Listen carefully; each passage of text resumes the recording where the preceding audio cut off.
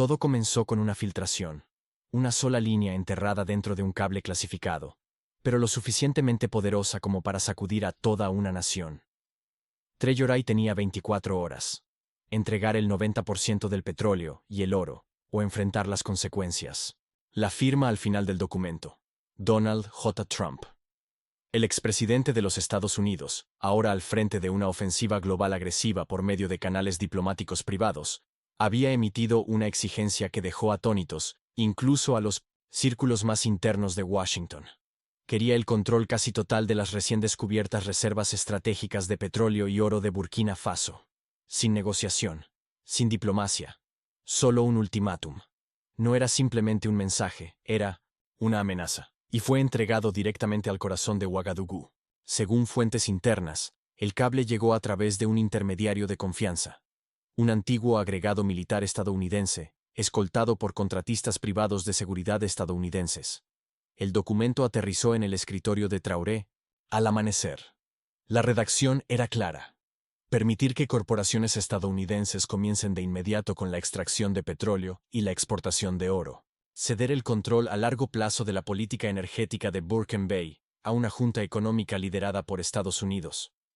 Hacerlo en un plazo de 24 horas, o enfrentar sanciones, bloqueos de recursos y sabotaje interno.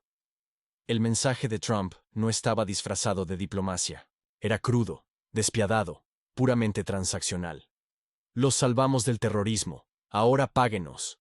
Pero lo que Trump no calculó fue al hombre sentado del otro lado de esa carta. El capitán Ibrahim Traoré no parpadeó. Llamó a su jefe de inteligencia, llamó a su comandante del ejército, y luego los miró a ambos a los ojos y dijo: díganle a los estadounidenses, Burkina Faso no está en venta. Al mediodía, la filtración ya se había vuelto viral. Las redes africanas difundieron la historia. Las pantallas se encendieron desde Lagos hasta Kinshasa. Trump exige recursos africanos. Traoré recibe un plazo de 24 horas. El mundo miraba. Burkina Faso contenía el aliento. Y el capitán Traoré comenzó a escribir su respuesta, no con tinta, sino con acero. Durante meses, había sido uno de los secretos mejor guardados de África. Enterrado bajo las áridas llanuras del norte de Burkina Faso, yacía algo capaz de cambiarlo todo. Petróleo. No rumores. No especulaciones. Reservas confirmadas, masivas, intactas. El descubrimiento fue hecho por un equipo geológico clasificado, que operaba bajo una división conjunta militar energética, creada en silencio por el capitán Traoré tras tomar el poder. Ingenieros rusos ayudaron a realizar escaneos profundos del subsuelo. Drones iraníes de reconocimiento volaron por debajo del radar. Equipos técnicos norcoreanos encriptaron los datos. Todo estaba sellado. Todo estaba asegurado. Hasta que dejó de estarlo.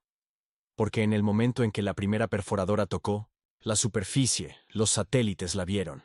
Satélites estadounidenses. Satélites franceses. Ojos en el cielo que nunca duermen. En menos de 48 horas, las agencias de inteligencia de EU detectaron actividad energética anómala en el Sahel. Rastrearon envíos de equipo industrial provenientes de Irán y Venezuela. Interceptaron mensajes encriptados. Hacía referencia a un nuevo corredor soberano de petróleo. Y luego, los rastros del oro también se encendieron. Burkina Faso ya había comenzado silenciosamente a recuperar sus minas de oro, expulsando a las corporaciones controladas por Francia y reemplazándolas con protección militar estatal. Los ingresos ya no iban a parar a París.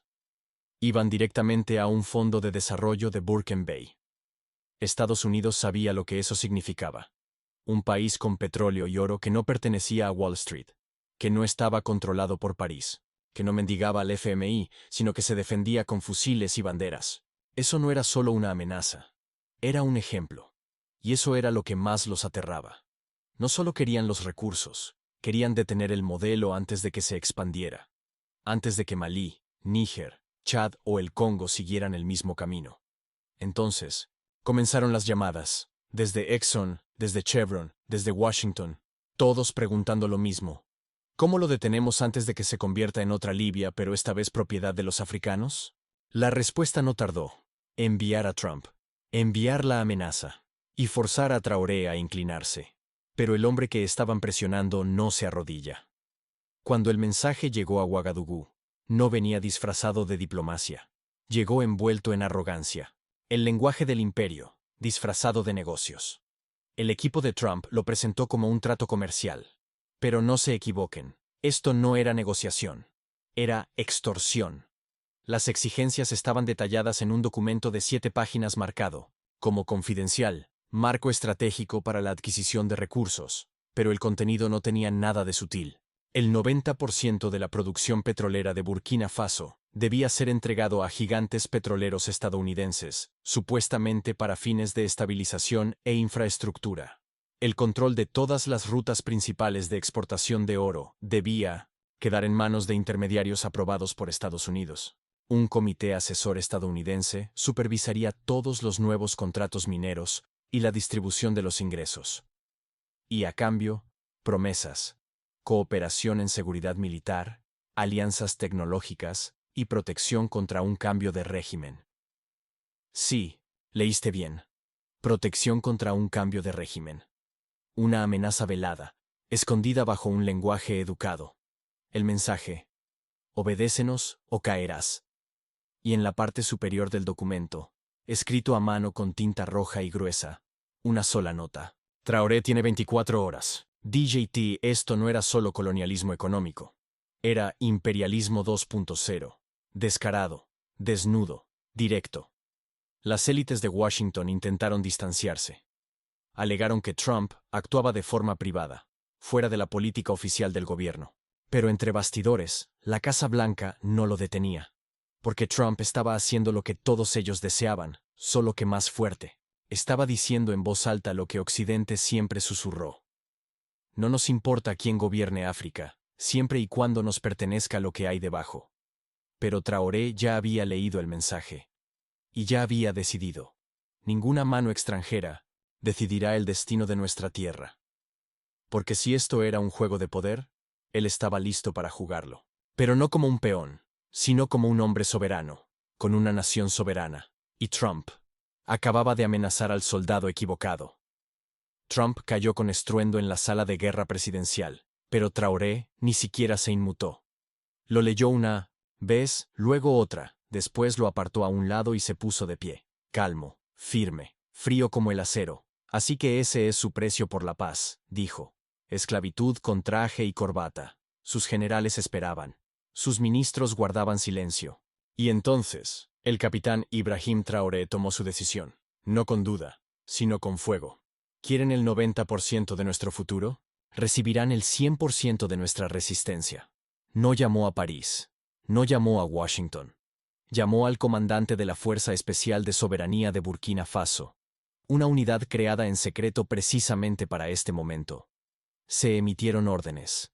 Cerrar todos los campos petroleros. Duplicar la seguridad en cada convoy de oro. Cortar toda transferencia de datos a contratistas extranjeros. Preparar a los medios nacionales. Se avecinaba un comunicado. Al mediodía, todo el país miraba. La pantalla se desvaneció a negro. Luego, la cámara se encendió. Sin fondos lujosos. Sin discursos ensayados. Solo Traoré, con su uniforme, una mano descansando sobre la bandera de Burkina, la otra sobre una carpeta marcada. Confidencial, amenaza de EU. Su voz era serena, sus ojos implacables. Al pueblo de Burkina Faso y a las naciones de África, se nos ha hecho una oferta. Vender nuestro petróleo. Vender nuestro oro. Vender nuestro honor. A cambio de miedo. Pausó. A quienes están detrás de este insulto. Al señor Trump y a sus patrocinadores. Nos han subestimado. No somos Libia. No somos Irak. No somos su patio de recreo. La sala quedó en silencio. Nunca cambiaremos nuestra tierra por su lujo. Nunca nos inclinaremos ante sus balas ni sus bancos. Ustedes nos dieron 24 horas. Aquí está nuestra respuesta. Tienen 24 horas para llevarse su codicia, sus amenazas y su arrogancia, y abandonar suelo africano. Se cuadró, saludó, y se marchó. Sin preguntas, sin negociaciones. Solo una línea en la arena, trazada con coraje y convicción. Y desde ese momento, África supo que tenía un guerrero, que no se arrodillaría. Mientras las palabras de Traoré resonaban en todo el continente, otra tormenta se gestaba. Una que el mundo no podía ver. Detrás de las cortinas, en torres de cristal y salas de juntas sombrías, cundió el pánico. En ExxonMobil se hicieron llamadas urgentes a Washington. En Halliburton, los equipos estratégicos entraron en crisis. Y dentro de Langley, Virginia, la sede de la CIA, las alarmas rojas comenzaban a parpadear. Traoré no cedió. Fue público. Tenemos un problema. Esto ya no era solo sobre Burkina Faso. Esto era sobre un precedente peligroso. Un líder, africano soberano, respaldado por el poder militar, desafiando al sistema económico occidental. Y sobreviviendo. Peor aún, siendo celebrado por ello. Así que la campaña de presión se intensificó. Operativos de la CIA aumentaron su presencia en África Occidental. Drones de vigilancia sobrevolaban más cerca los corredores de oro y petróleo de Burkina. Cuentas falsas en redes sociales.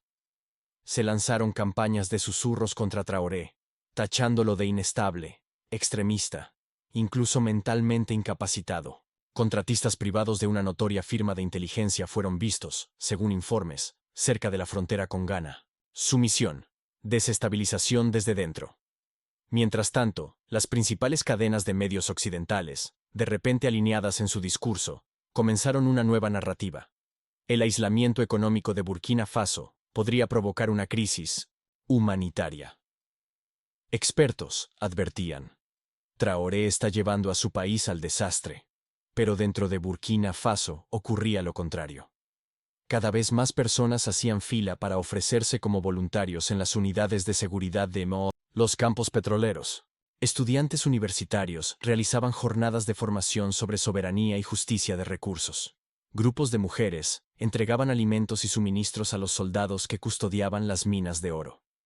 Y cada vez que salía una nota negativa, en CNN o BBC, la juventud burkinabé simplemente se reía y la volvía a publicar con la leyenda: si lo odian tanto, algo debe estar haciendo bien. Traoré sabía que el enemigo no era solo Trump. Era el sistema. La red global de bancos, empresas petroleras, agencias de inteligencia y emporios mediáticos que habían saqueado África durante un siglo. Y ahora, esa máquina dirigía todo su peso contra un solo hombre. Porque él había hecho lo impensable. Dijo no. Y lo dijo en serio. Burkina Faso estaba bajo asedio político, económico y digital.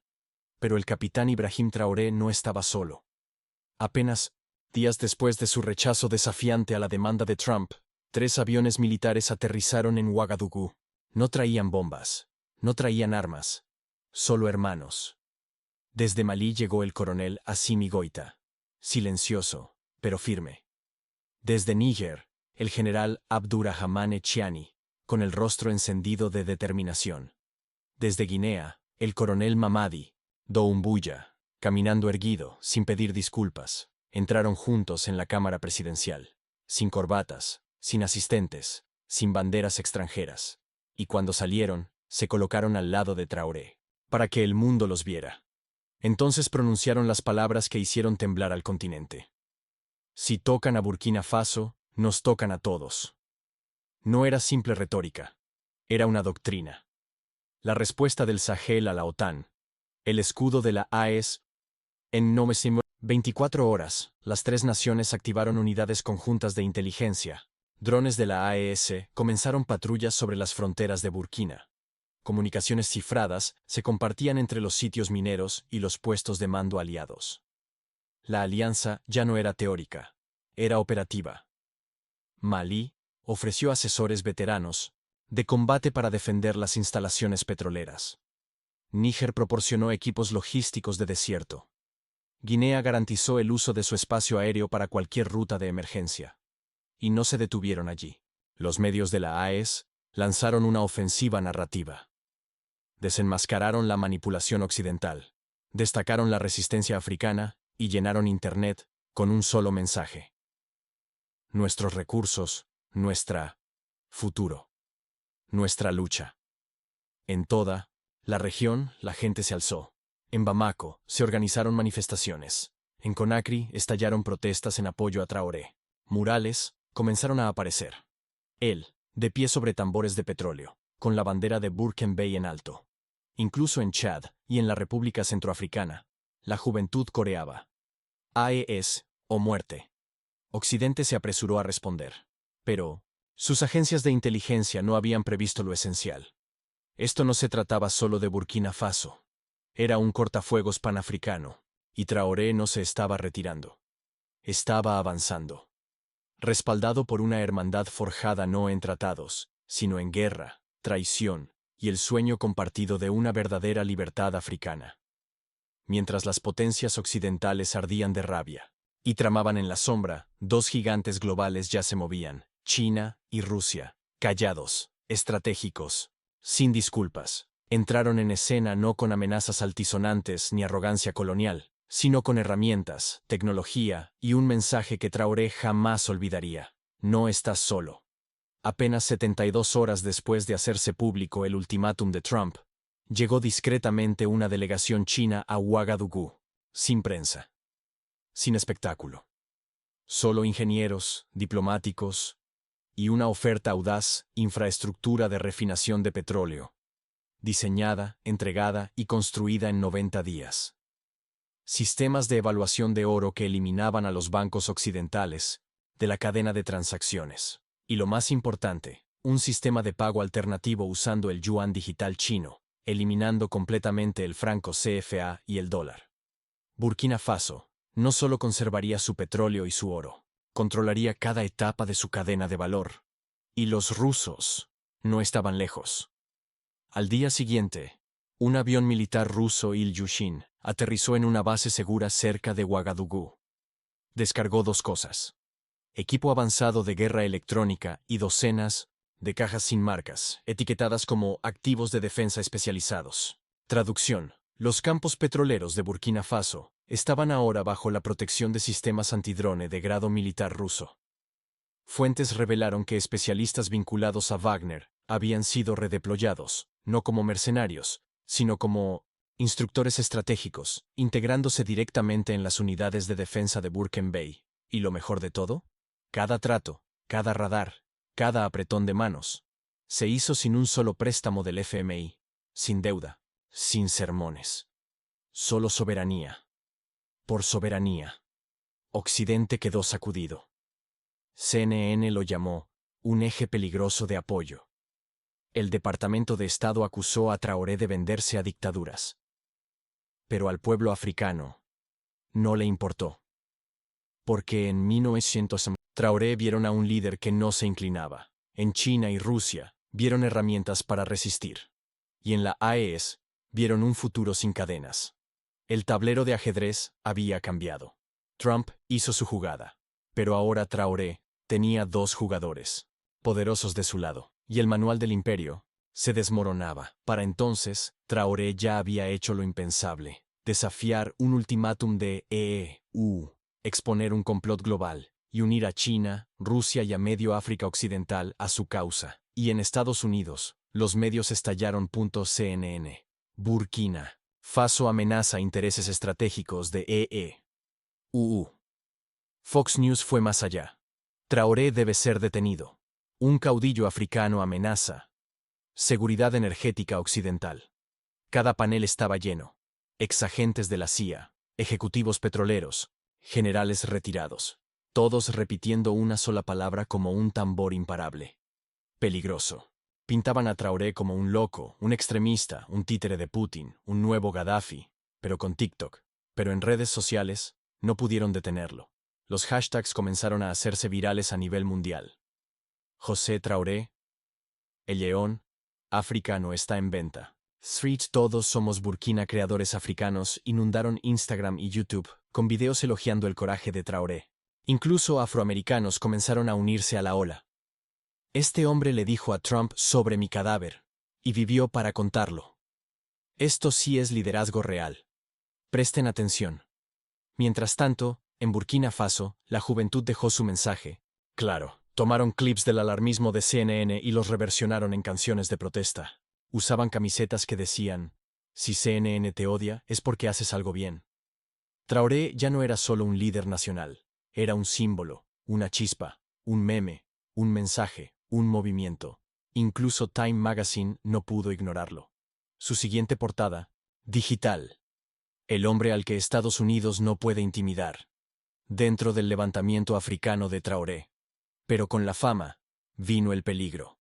Cuanto más visible se volvía Traoré, más crecían las amenazas. Firmas privadas de inteligencia intensificaron sus ataques digitales. Bots inundaron las plataformas sociales con rumores falsos. Los susurros de un cambio de régimen resurgieron en las salas traseras de Washington. Pero no importaba.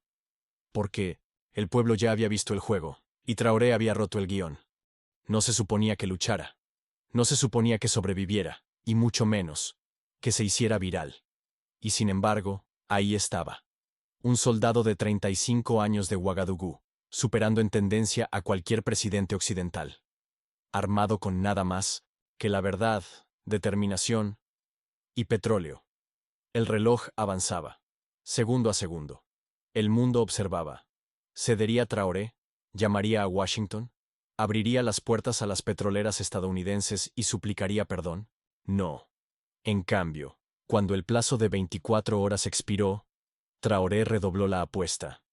En las primeras horas de la mañana, la Asamblea Nacional de Burkina Faso realizó una votación de emergencia. Una sesión mantenida completamente en secreto, ante cualquier observador externo. Por decisión unánime y bajo órdenes directas de la presidencia, aprobaron una resolución histórica.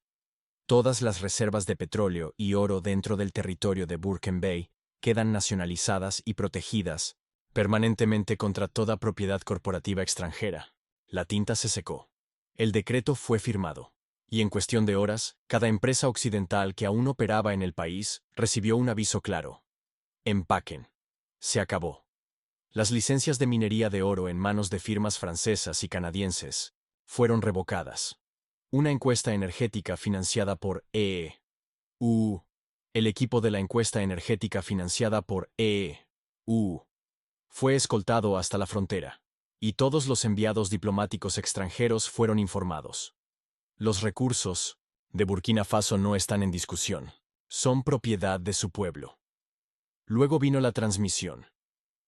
Traoré apareció en la televisión nacional, no con uniforme militar, sino con atuendo tradicional burkinabé. Sereno.